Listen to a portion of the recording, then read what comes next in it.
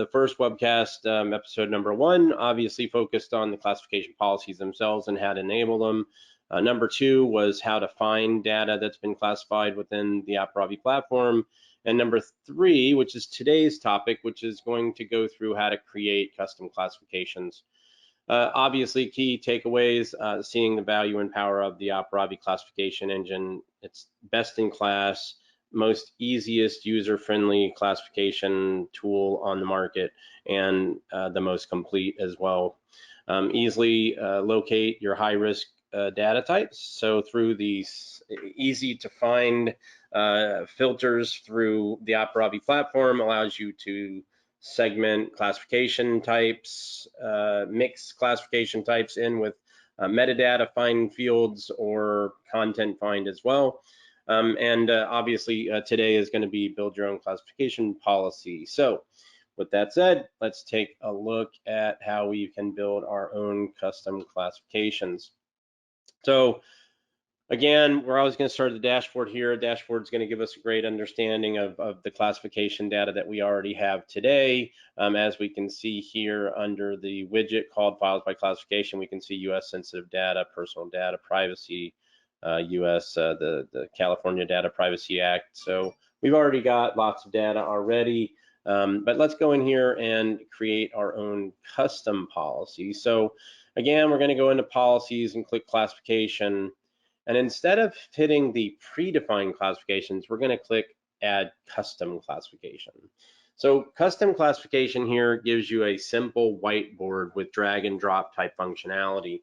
So first thing we would do would be to give this a name. So we're going to just call this webinar PII.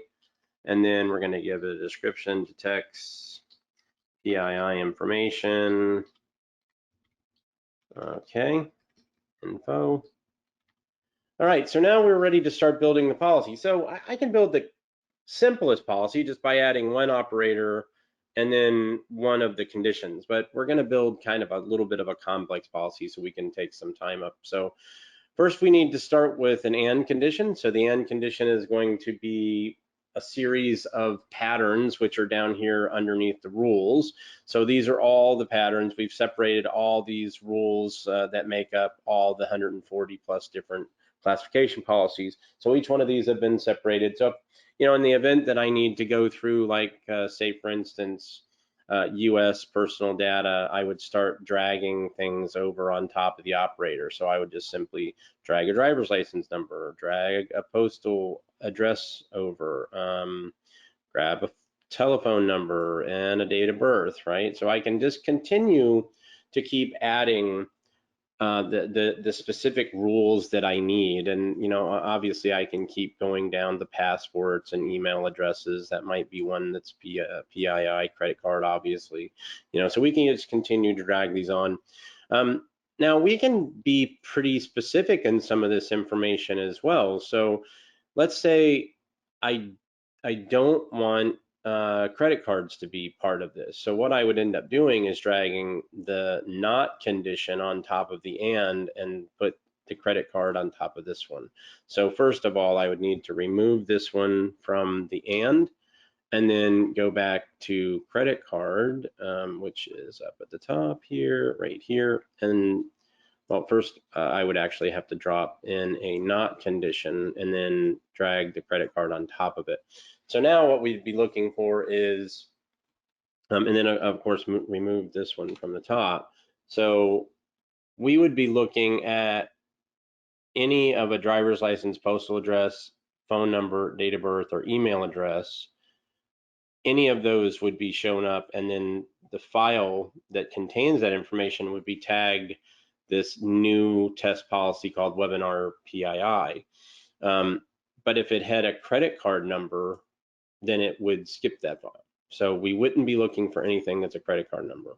Okay. Of course, this is just a sample. I mean, in most cases, what we would really want to do would be to remove this condition and add credit cards as a separate.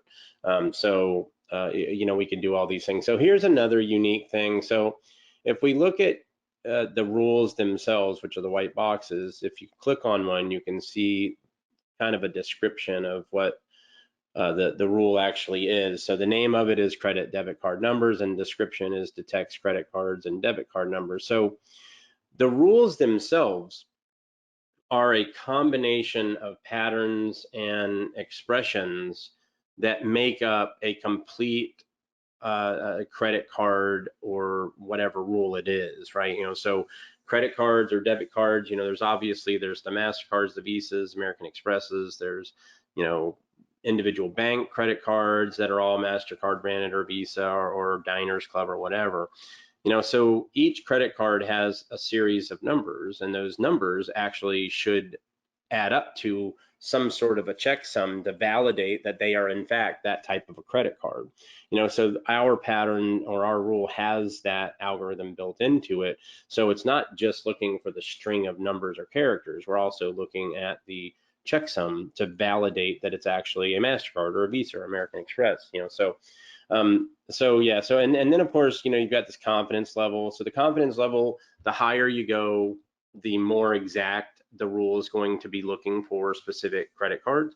And the lower you go, then the wider the range. So if you go too low, you may not be doing that checksum on these cards. You might just be looking for patterns, for credit cards. So you might get more results, but you also have the chance of getting more false positives as well. So there's kind of a give and take there. And each one of these you can adjust the confidence level. So 70 to 75 seems to be pretty good for everybody. So we're going to leave it at that. So another thing we can do is isolate by file type. So if I want to add a metadata rule onto this and just assign this to, let's just say PDFs, I could say, this could be a .pdf extension file, and I would say update the rule. So now I would only be applying this rule to PDF files. So again, it would have the information in the file, or in this case, the information in this PDF file would have to contain each one of these, right?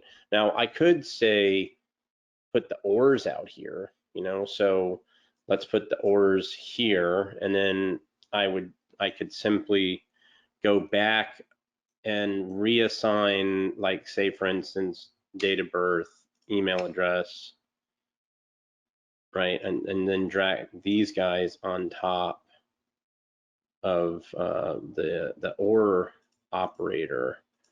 So at this point, what we would be looking for would be the and would be one of these 5 up top, and then or one of these 2, right? So there's lots of ways you can do this. So basically I can save this, and then at that point you see webinar PII is now active and ready to go. And if I hit view, I can see what the policy is actually looking at. Okay, so again, this policy is active, it's ready to go. So any new data coming into the system would be checked for those fields that we already identified, which are date of birth and email addresses, and of course credit card file extension is PDF, American telephone numbers, driver's license, postal forms.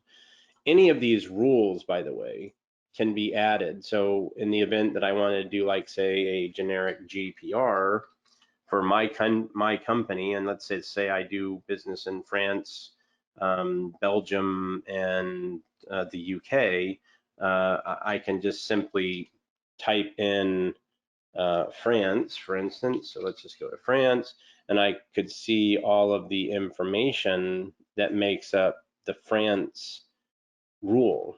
So I would just drag the operator over and then drag all of these things out that I'd be looking for, that would identify as potential GDPR information. And then I would go into, say, Belgium, just type in a couple of words here, and then I would say, drag over whatever I'm looking for here. And then if I'm doing, let's just say, let's just say Germany, for instance. So if I do Germany, Oh, shoot. If I did Germany, then I would simply just type in GR and find Germany, and it's not showing up. Hold on.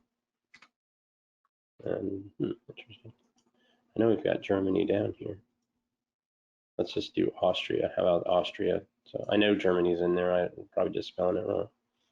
So yeah, so I can just drag in. So I can combine all these different countries into one GDPR policy, right? I mean, typically, if I was going to use the predefined classifications, I would have to go to Belgium and select this one, right? And I'd have to go to Germany and select the personal and sensitive for that one. Then I would have to go to the other country, which was Austria, I believe, is the other one, and pick their personal data privacy. So I would have up to 5 different classifications for GDPR detection, but of course, it's going to label the files as it sees it as the specific name of this policy, which would be Austria personal data privacy, is what I would do my search for if I needed to find classification. So anyway, that is our adding custom classifications and building them. If you want more information, we can always do a demo and show you how truly easy it is to build your own classification tool policies. But I hope everybody got something from that. So let's do a quick recap here and see what we learned. So obviously, the policy builder allows custom classification policies to be built in minutes. If you know what you're looking for, all you have to do is drag and drop a couple of boxes onto the white space and hit save, and that policy is ready to go. It's the easiest, most simplest policy builder in the history of classification that I have ever seen, and I've been around for 14 years and looked at all of these different classification tools from ACE down to Orchestria. Individual products have their own version of classification, but this is just by far the most easiest one I've ever seen.